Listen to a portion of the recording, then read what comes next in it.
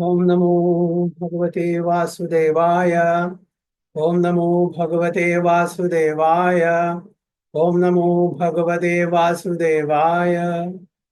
ओम अज्ञानतिमिरान्धस्य ज्ञानाञ्जनशलाकया चक्षुरुन्मिलितं येन तस्मै श्रीगुरुवे नमः। श्रीचैतन्यमनोभीष्टं स्थापितं येन भूतले स्वयं रूपा कदा मह्यं ददाति सुपदान्तिकं वन्दे वन्देऽहं श्रीगुरुं श्रीयुतपथकमलं श्रीगुरुं वैष्णवांश्च श्रीरूपं साग्रजातं सहगण रघुनाथान्वितं तं सजीवं साद्वैतं सावधूतं परिजनसहितं कृष्णचैतन्यदेवं श्रीराधा कृष्णपादान् सहगण ललिता शिवशाखान्वितं हे कृष्णा करुणा सिंधु दीनबंधो जगत्पति गोपेश गोपिका कांत राधा कांत नमोस्तुते तप्त कांचन गौरांगी राधे वृंदावनेश्वरी शबानुसुते देवी प्रणमामि हरिप्रिये वाञ्छाकल्पतरुभ्यश्च कृपा सिन्धुभ्येव च पतितानां पावनेभ्यो वैष्णवेभ्यो नमो नमः। नमः ओं विष्णुपादाय कृष्णपृष्ठाय भूतले श्रीमते भक्तिवेदान्त स्वामिने नामिने नमस्ते सारस्वती देवे गौरवाणी प्रचारिणे निर्विशेष शून्यवादी पाश्चात्य देशतारिणे। जय श्री कृष्ण चैतन्य प्रभु नित्यानंद श्री अद्वैत गदाधर शिवासादि गौर भक्त। हरे कृष्णा कृष्ण कृष्ण हरे हरे हरे राम राम राम हरे हरे। नारायणं नमस्कृत्यं नरं चैव नरोत्तमं देवीं सरस्वतीं व्यासं ततो जयमुदीरयेत्। नष्टप्रायेषु भद्रेषु नित्यं भागवत सेवया भगवती उत्तम श्लोके भक्तिर्भवति नैष्टिकी मुखं करोति वाचालं पङ्गुं लङ्घायते गिरिं यत्कृपातमहं वन्दे श्रीगुरुं दिनतारिणं परमानन्दमाधवं श्रीचैतन्यमीश्वरम् योऽन्ध प्रविश्य मम वाचमिमां प्रसुप्तां सञ्जीवयति अखिलशक्ति धरस्वधाम्नां मन्यं च हस्तचरणश्रवणत्वादीन् प्राणां नमो भगवते पुरुषाय तुभ्यं। जयदं सुहृदोर्पङ्गुर्मम मन्दमतिर्गति मत्सर्वस्य पादाम्बुजो राधामदनमोहनो तमादिदेवं करुणानिधानं तमालवर्णं सुहितावतारम् अपार संसार समुद्र सेतुं भजामहे भागवत स्वरूपम् परमानंद पाठाय प्रेमवर्षीय क्षराय ते सर्वदा सर्वसेव्याय श्रीकृष्णाय नमोस्तुते। गुरुवे गौरचंद्राय राधिकाय तदालये कृष्णाय कृष्ण भक्ताय तद्भक्ताय नमो नमः। हरे कृष्णा हरि ओम तत्सत। Welcome all the devotees for today's Srimad Bhagavatam class. So we are reading from Srimad Bhagavatam, first canto, fifth chapter, 14th text onwards. तथोऽन्यथ किंचन यद्विवक्षता पृथक् दृशस्तकृत रूपनामिभिः न कर्हिचित् क्वापि च दुष्टिता मदे लभेत पाताहत नौरिवाप्स्पदम्।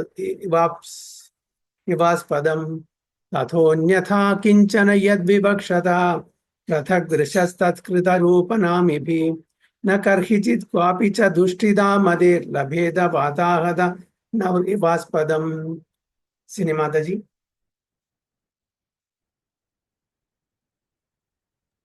हरे कृष्ण। तदोऽन्यथा किंचन यद्विवक्षता पृथग्दृशस्तत्कृतरूपनामभिः न कर्हिचित् क्वापि च दुष्टितामतिर्लभेदवाताहत नौरिव स्पदम्। Very good. मंदर माता जी। हरे कृष्ण। ततोऽन्यथा किञ्चन यद्वक्षता पृथग् दृशस्तत्कृतरूपनामभिः न कर्हचित् कापि च दुःस्थतामति लभेत वाताहत नोर्वास्पदम्। मयूरी माता जी। हरे कृष्ण प्रभु। हरे कृष्ण। ततो अन्यथा किंचन विवक्षतः पृथक् दृशा तत्कृत रूपनामभिः न कर्हिचित् क्वापि च दुःस्थितामति लवेत वात आहत नौ इव आस्पदम्। कपिल प्रभु ट्रांसलेशन प्लीज। हरे कृष्ण प्रभु, धन्यवाद प्रणाम। Whatever you desire to describe that is separate in vision from the Lord simply reacts with different forms, names, and results to agitate the mind, as the wind agitates a boat which has no resting place. Very good. Whatever you decide to describe that is separate in vision from the Lord simply reacts with different forms, names, and results. To agitate the mind as the wind agitates a boat which has no resting place. So here Narada Maharshi is telling Vyasadeva, anything that you are going to describe apart from Lord Krishna and his pure devotees' activities, it is just different forms and names and results which agitate the mind. The comparison is given as the wind agitates a boat which has no resting place. If the boat is anchored, then it will not have any agitation. Right? If the boat is in the sea or in the river and there is storm, it will be tossed up and down. It's a small boat. It's not a big ship. So similarly, anything apart from Lord Krishna's activities, pastimes, that only agitates us, the mind. It is not going to give us peace of mind. It is not going to purify our existence. So please write only that is beneficial to the human race. All other descriptions which agitates the minds of the human race is of no use. It's a clear-cut instruction given by Narada Maharshi to Vyasadeva. So it may give you some flickering happiness, temporary happiness for some time, but it is not going to benefit us in a long run. Ultimately, we have to depend upon the mercy of the Supreme Lord. We will have the mercy and blessings of the Supreme Lord only when we discuss matters relating to the Supreme Lord. So that's what, in brief, Narada Maharshi telling Vyasadeva. Srila Vyasadeva is the editor of all descriptions of Vedic literatures, and thus he has described transcendental realization in different ways, namely by fruitive activities, speculative knowledge, mystic power, and devotional service. So Vyasadeva is the compiler of all the Vedic scriptures. So he has touched upon different topics in different modes, which consists of 108 Upanishads, 18 Puranas, Samhitas, Aranyakas, Brahmanas, Vedas, so on and so forth. Okay. These are all touching matters subject to three modes of material nature, Sattva, Rajas, and Tamoguna. So it is to some extent related to Supreme Personality of Godhead. To some extent, it is about fruitive activities, how we can have better sense gratification in this material world. So mostly it is covering fruitive activities. Some portion is Jnana Kanda, some Upasana Kanda. So this is of no use. You have done a wonderful thing, there is no doubt. But ultimately, people will come and go in this material world in the vicious cycle of birth and death. That is not the ultimate goal of life. So please, concentrate, focus on the activities of Supreme Lord, which alone can take us back home, back to God. That is the crux of it. So fruitive activities, speculative knowledge, mystic power, and devotional service. So devotional service is very little. As I told you, 86% fruitive activities, 10% Jnana Kanda. 10% Upasana Kanda, 4% Jnana Kanda. Like that it is. All the Vedic literatures. But Srimad Bhagavatam alone, it is 100% pure devotional service. It is not influenced by any three modes of material nature, any modes of material nature. It is above, beyond the three modes of material nature. So those who discuss Srimad Bhagavatam, okay, those who hear, those who read, will definitely purify their existence and will be able to go back home, back to God. So besides that, in his various Puranas, he has recommended the worship of so many demigods, different forms and names. So there are 18 Puranas, out of which all the 17 Puranas are either recommending us to worship different demigods for various fruitive results. So the result is that people in general are puzzled. They're confused. Some worship this demigod, that demigod, for fruitive results. So they're puzzled. What is the right path? They don't know. How to fix their minds in the service of the Lord. They are always disturbed about finding the real path of self-realization. Because so many varieties of branches of philosophy he has given, different paths he has given for different goals. So people are confused, which is the right one, which one to choose, which one not to choose. So they're always disturbed about finding the real path of self-realization. Srila Naradadeva is stressing this particular defect in the Vedic literatures compiled by Vyasadeva, and thus he is trying to emphasize describing everything in relation to Supreme Lord and no one else. So since people are getting misguided, misdirected, which is the right path, so now at this spiritual maturity, at his spiritual maturity, Narada Maharshi is instructing Srila Vyasadeva to combine Srimad Bhagavatam, which alone can give the real essence of the goal of life.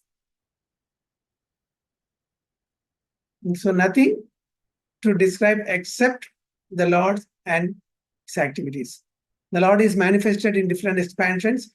He is the root of the complete tree, is the stomach of the complete body. Pouring water on the root is the right process to water a tree. As much as feeding the stomach supplies energy to all parts of the body, therefore Srila Vyasadeva should have compiled any Puranas other than the Bhagavata Purana, because slight deviation from that may create havoc for self-realization. Because he has given us 17 Puranas, okay, 18 Puranas total, out of which Srimad Bhagavatam is the topmost, that is Amala Purana. So those in the mode of goodness, those in the mode of passion, those in the mode of goodness, he has categorized that way, isn't it? So that only confuses, nothing else. So what is the sloka that is given here?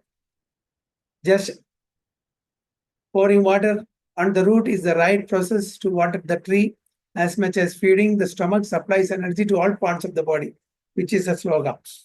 And can anyone say?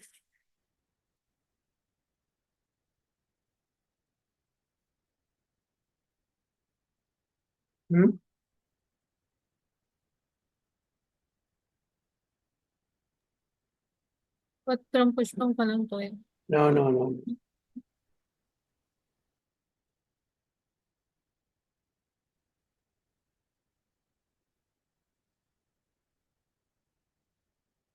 Nobody knows? In Srimad Bhagavatam it is.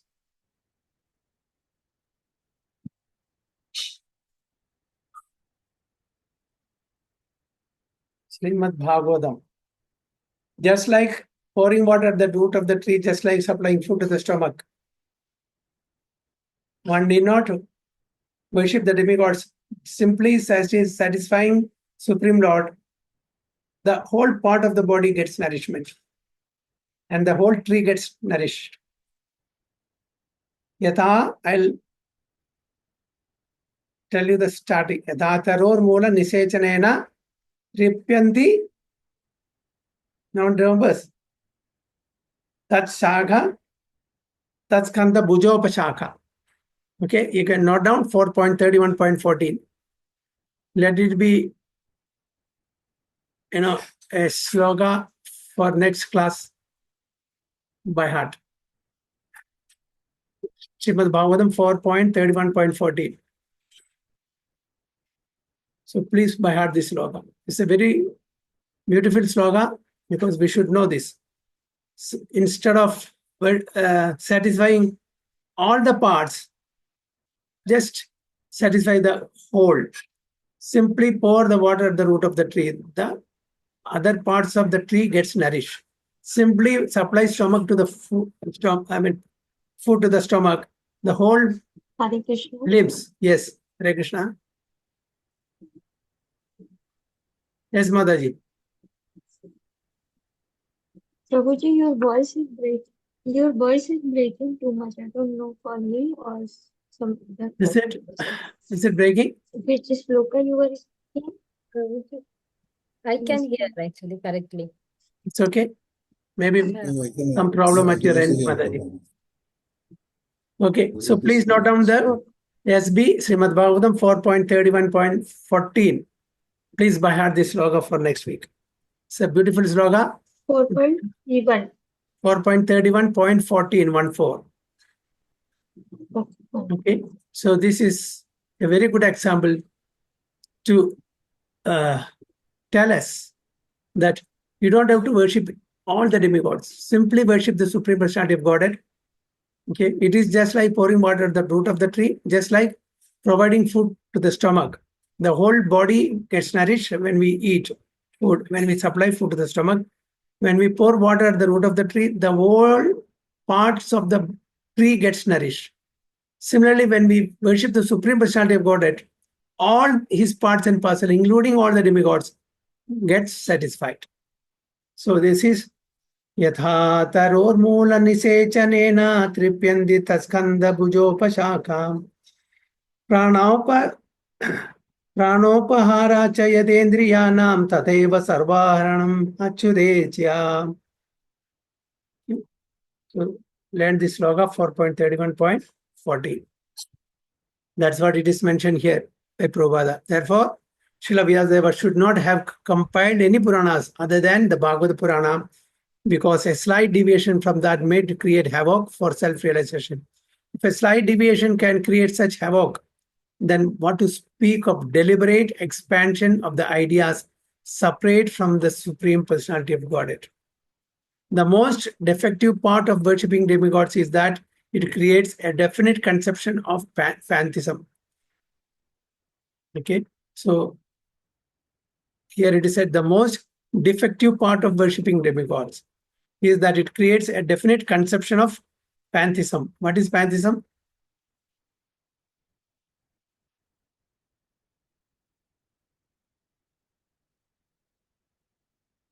Yes, Sinimadaji. I don't know, Prabhuji. Anybody else?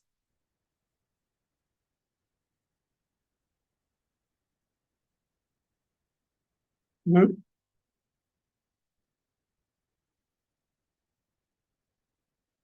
I have explained this to you earlier. That God is everywhere. God is in everything. God is in the ocean. God is in the mountains. God is in the rivers. God is in trees. Everywhere. This is pantheism. Nature. Taking or treating nature as God. So that is pantheism. So it creates a definite conception of pantheism ending disastrously in many religious sects. So it will create many sects. And when there are many sects, there will be no union. There will be no cooperation among people, different people.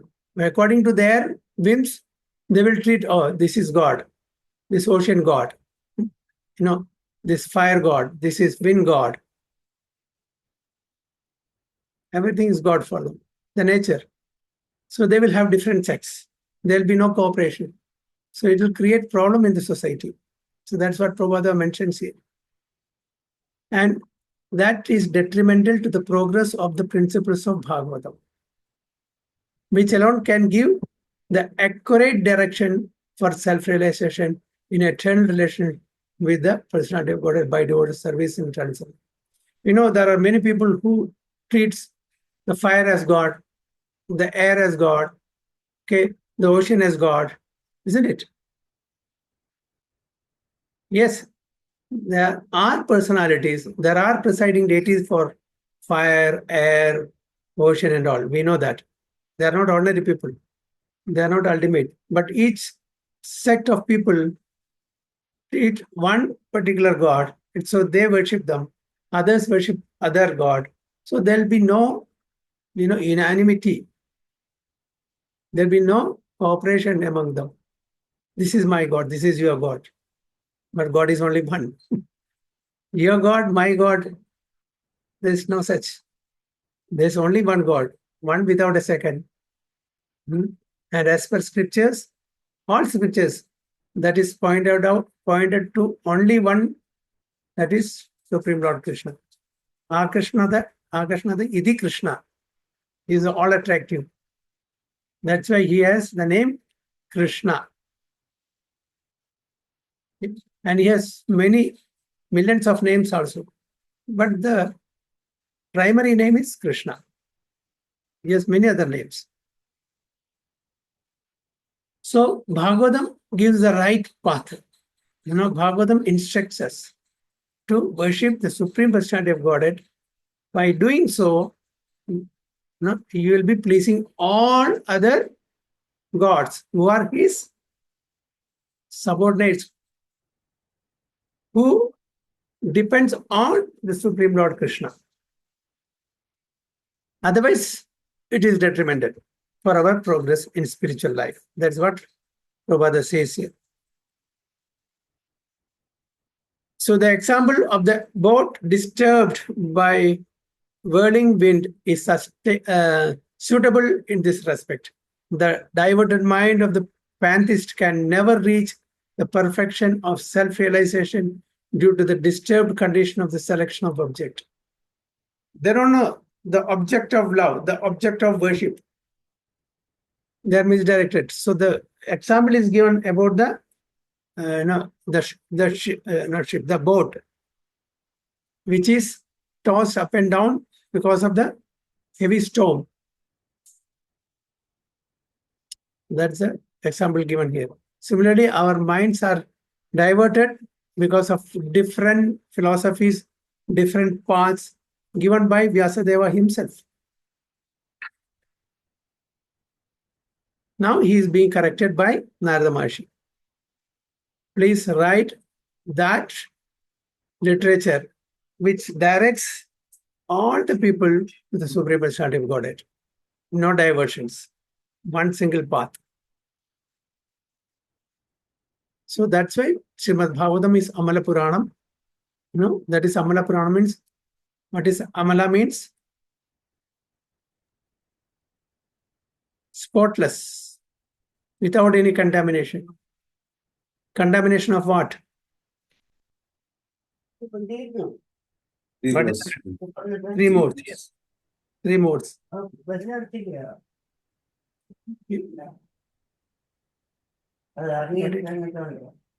So text 15. Prabhuji, here I have one question, Prabhuji. Yeah. On that translate, it was written that different forms, name and results. If you go to the translate. Okay, yeah. Yes, Yeah, yes. So it said here, forms and results. Whatever you decide to describe that is separate in vision from the Lord simply reacts with different forms, names, and results. So instead of glorifying the Supreme Lord, the one without a second, the Supreme Absolute Truth, if it divert, it is just creating disturbance to the minds of the people because it brings different forms, names, and results. Okay, we'll have different demigods, okay, different names for the Supreme Lord, thinking that demigods are Supreme Lord, and the result so obtained is only temporary. That agitates the mind. Is it clear? Yes, Prabhuji. I was just thinking about what is the meant by result, but okay. Result means when we worship the demigods, what result we get? We get temporary results. And that temporary results will also agitate the mind because after some time it vanish back to square one. We'll have happiness for some time. After happiness, distress starts. So it agitates the mind because we are worshipping the temporary demigods and the results obtained is temporary. Then the agitation starts. Whereas when we worship the Supreme Lord, He is permanent. The results so obtained will also be permanent. Is it clear, Prabhuji?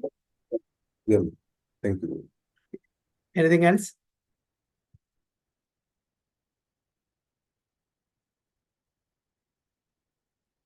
Okay, let's go to 15 then. जुगुप्सितं धर्मकृतेऽनुशासता स्वभावरक्तस्य महान् व्यतिक्रमा यद्वाक्यतो धर्म इति तरस्थितो न मन्यते तस्य निवारणं जना जुगुप्सितं धर्मकृतेऽनुशासता स्वभावरक्तस्य महान् व्यतिक्रमा यद्वाक्यतो धर्म इति तरस्थितो न मन्यते तस्य निवारणं जना. Okay, Vivek Prabhu, can you? Right? Okay. Hare Krishna, we Hare Krishna. Jagupsitam dharma vite anushasata sabhavna Tasya Savanashito Mahan Gatikrama Yat Takto Dharma iti tarasthido. Yutrasito Na Mannate Tasya Nivaranam Jana. Okay. Mayuri Mataji. Hare Krishna Prabhu. Hare Krishna.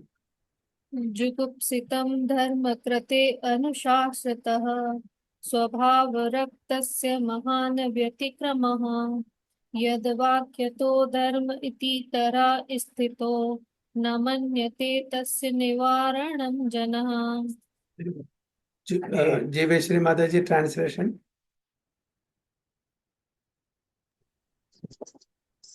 Hare Krishna. Hare Krishna. The people is are naturally inclined to enjoy, and you have encouraged them in that way in the name of religion. This is variety condemned and is quite unreasonable because they are guided under their instructions. They will accept such activities in the name of religion and will hardly care for prohibitions. The people in general are naturally inclined to enjoy, and you have encouraged them in that way in the name of religion. This is very condemned and is quite unreasonable because they are guided under your instructions. They will accept such activities in the name of religion and will hardly care for prohibitions.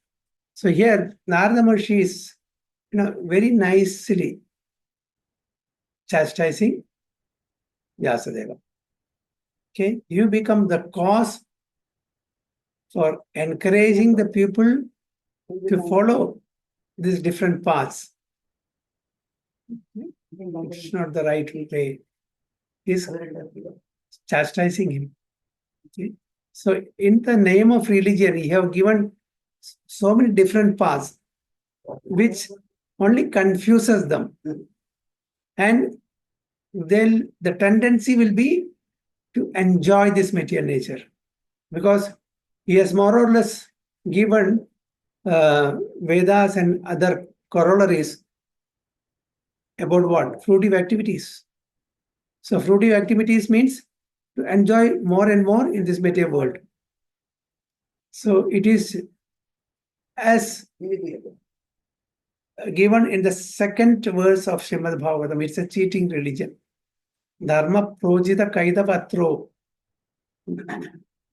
Kaidava dharma. It's a cheating religion. Why? This religion doesn't take you to the supreme goal. That's why here Narada Maharshi is chastising Vyasadeva. So in the name of religion, you have given different paths, which doesn't take them anywhere. This is very condemned.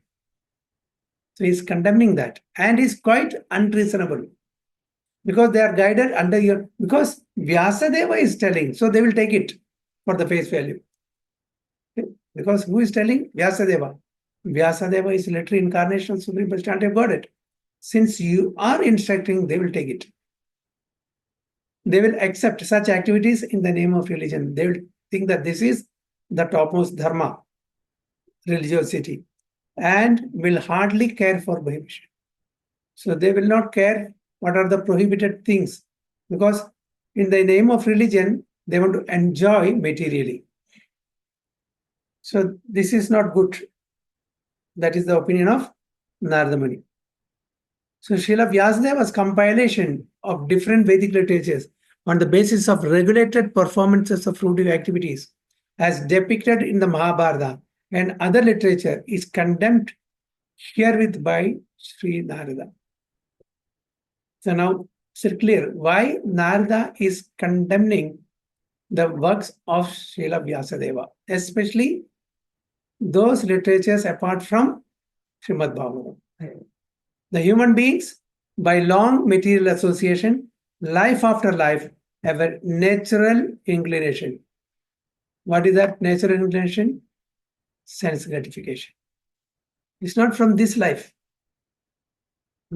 We have been doing this from time immemorial. So it is not very easy to stop it overnight. This is a practice that we have been doing since many, many, many births. How can we stop it immediately? So, although we can regulate, sometimes we will fail to regulate. That's what it's mentioned here. See, they will hardly care for prohibitions. Even if it is prohibited, will somehow try to manipulate that. And no, it's okay, no problem, once in a while. So just for example, some people, those who are in the habit of drinking alcohol or smoking cigarette, eating meat, they say, I will not eat this month, I will not eat that month, I will not eat on Ekadashi, but other times it's okay, once in a while. So they will try to break the prohibition. Actually, we are not supposed to do, but for their convenience, they will make the rules according to their convenience. That's what here Narada Maharshi says.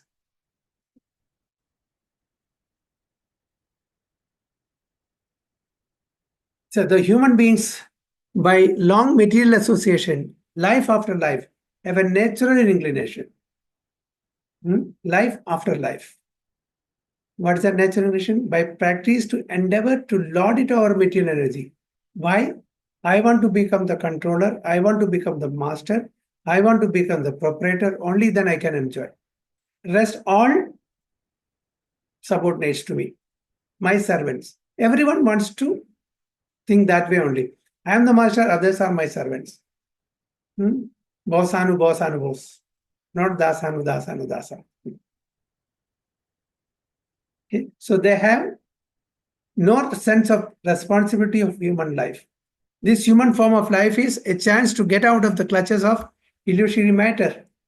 So this human life is meant for self-realization, not for sense gratification. The Vedas are meant for going back to Godhead, going back home, to revolve in the cycle of transmigration in a series of lives numbering 8,400,000 is an imprisoned life for the condemned conditioned souls. So we are confined to this material world in different species of lives, 8.4 million species. Not once, not twice, many, many times. The human form of life is a chance to get out of the imprisoned life. So only in the human form of life it is possible for us to get out of this material imprisoned life. Yes. Otherwise, it's not possible. In the lower species, no, there's no way. We have to come to the stage of human life, where we'll be given a little freedom, independence, little, to choose what is good, what is bad, what is right, what is wrong.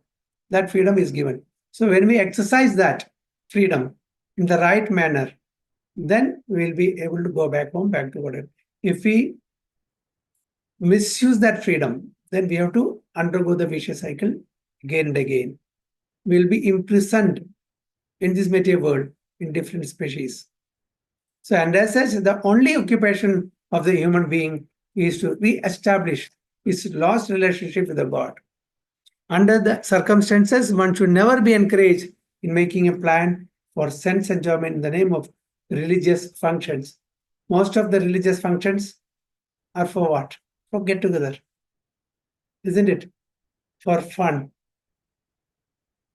It is not for devotional activities. It is not to perform devotional activities. It is not to discuss about the pastimes and activities of the Supreme Personality of Godhead. Okay, we go to many festivals, religious festivals. How many of us are going there to improve or to progress spiritually?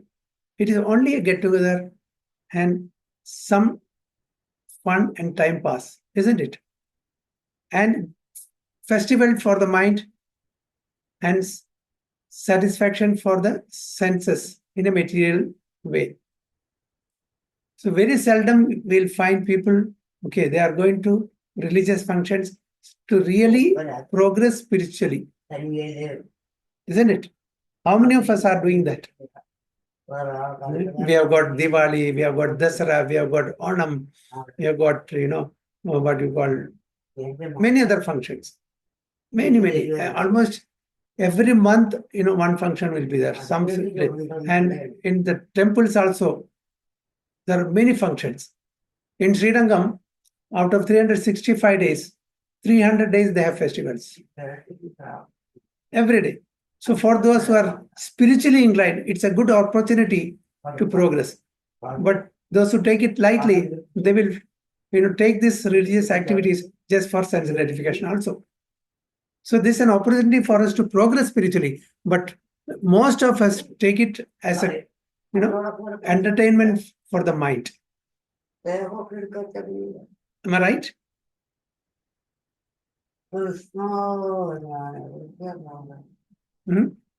What's your opinion?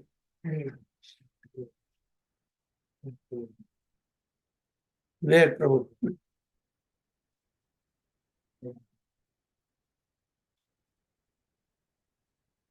Vivek, Prabhu, what's your opinion? Yes.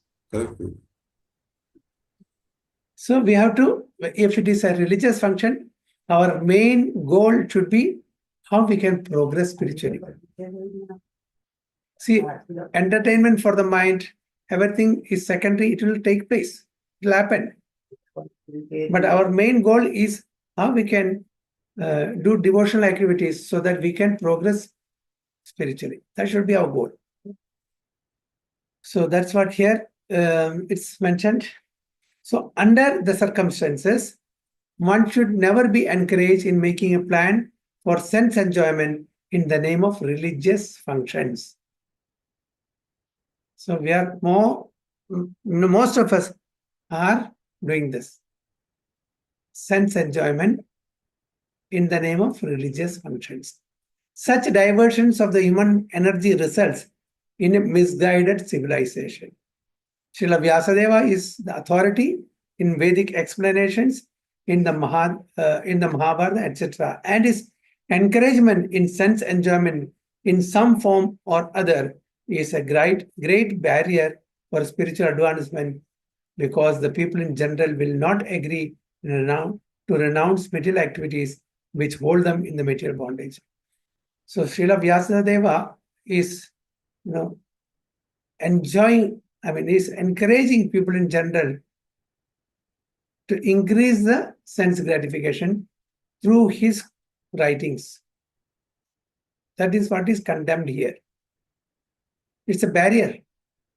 So such writing, such compilation, is a barrier for spiritual advancement, because the people in general will not agree to renounce. See, only when we renounce and when we attach to the Supreme Personality of Godhead, we'll be able to go back home, back to Godhead. We want to enjoy material life at the same time. progress spiritually, it will not happen. You perform material activities with detachment. Then we can attach to spiritual activities. So you want to enjoy this maximum possible. At the same time, progress spiritually, it's very difficult. It's not to renounce the material activities altogether. Be wherever we are, grahasthashrama, sannyasashrama, vanaprastha, brahmachari, wherever we are. Execute our prescribed duties without any attachment. This is what is required. So it will help us. Otherwise, it will be a great barrier.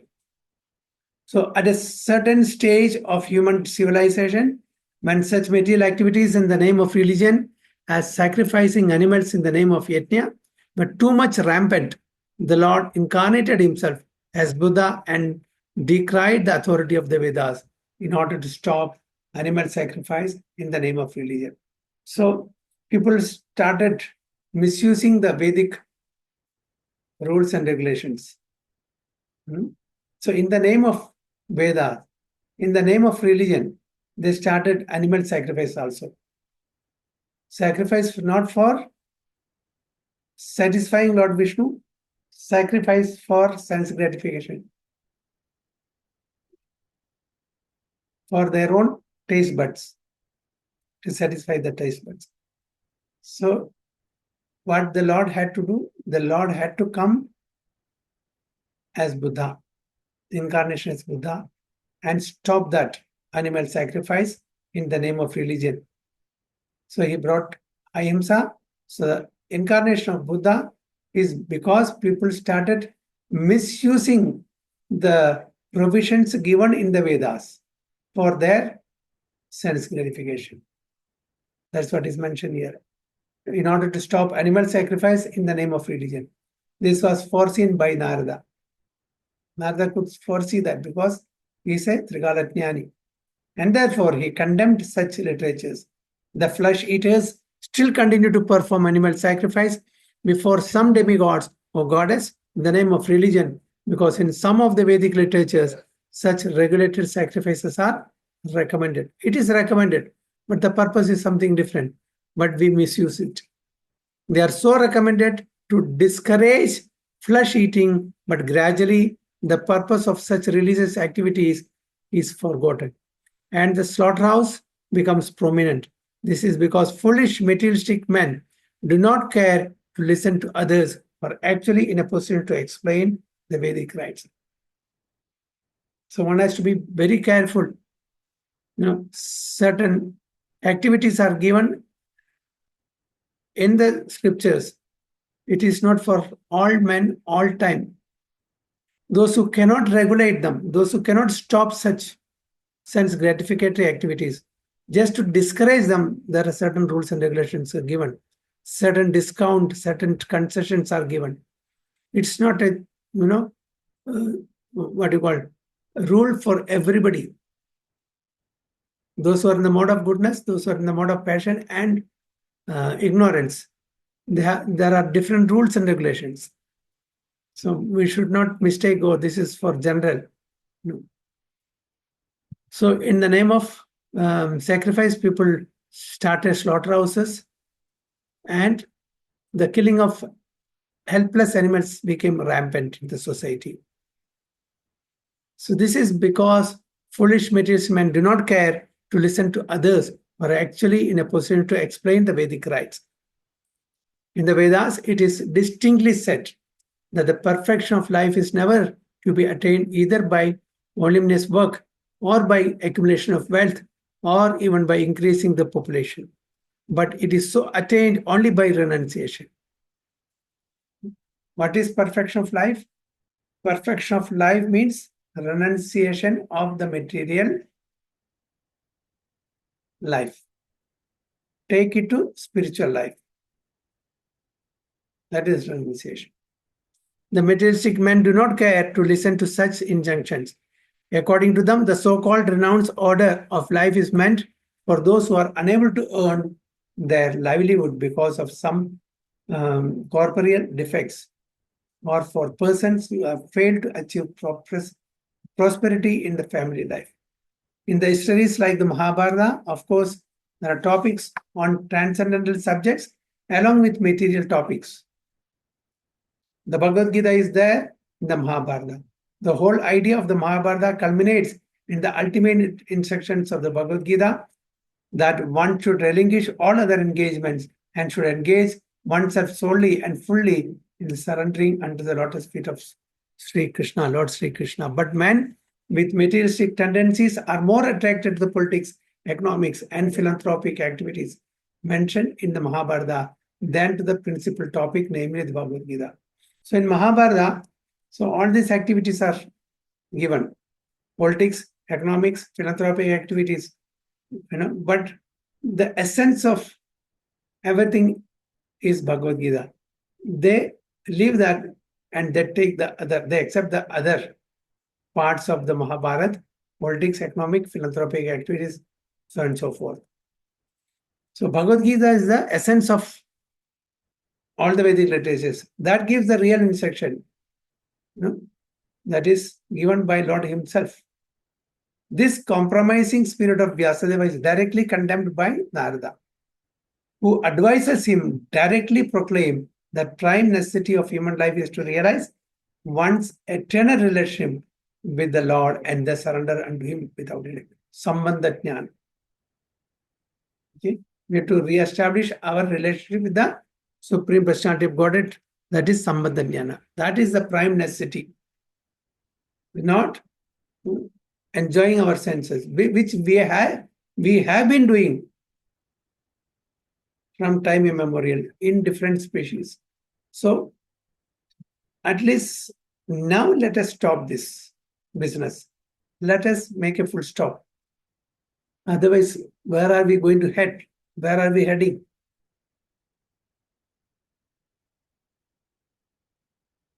A patient suffering from a particular type of malady is almost always inclined to accept eatables which are forbidden for him. Okay?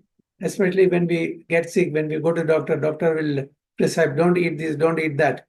At that time itself, we want to eat that. Isn't it? When doctor prescribes, do not eat this food stuff, we want to eat that. So the expert physician does not make any compromise with the patient. So strictly instruct, no, you should not eat. Otherwise, you will not cure, you will not recover. By allowing him to take partially what he should not at all take. In the Bhagavad Gita, it is said, in the Bhagavad Gita, it is also said that a man attached to fruitive work should not be disgraced from his occupation, for gradually he may be elevated to the position of self-realization. So whatever occupation we are engaged in, okay, we should not abruptly stop that. That is what is mentioned here. Should not be disgraced from his occupation, because it's not possible to stop it immediately. Slowly and gradually, as we progress, as we purify, we should try to detach ourselves from such activities, from such occupation. So this is sometimes applicable for those who are only dry, empiric philosophers without spiritual realization. But those who are in the devotional line need not be always so advised. So this advice should be given to empiric philosophers. What is empiric philosophers?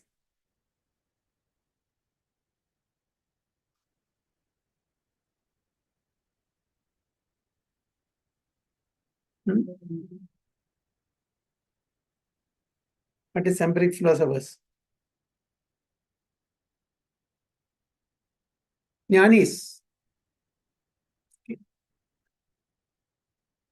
The impersonalists, the jnanis. Speculative philosophers, empiric philosophers. Okay, they don't have the realization of the Supreme Personality of Godhead. They don't have the realization. They know only Brahman. They don't do devotional activities. Their goal is to liberate from this material world. Once they are liberated, then there is no further life for them. But for a devotee, the real life starts after liberation.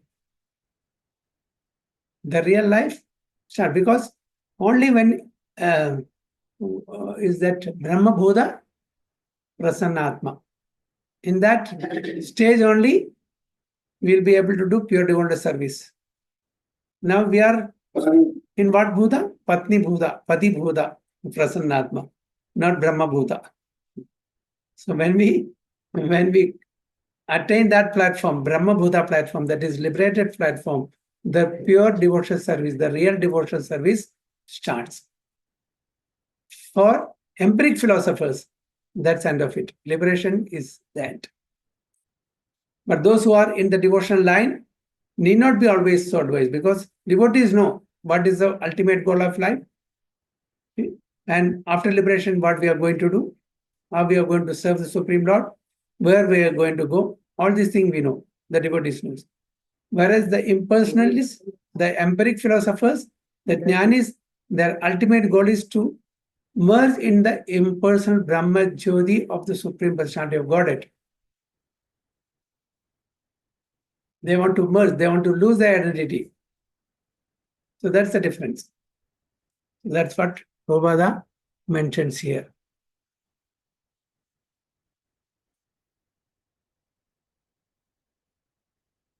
Okay, so we'll stop here. Next is text 16, next week. Okay. Vancha kalpatarubhyasya kripasindubhyacha patidanam pavanebhyo vaishnavebhyo namo. Ananta Gori Vaishnavati ki jai, Srila Prabhupada ki jai, Guru Maharaj ki jai, Thai Go Premanandi, Hari Hare Krishna.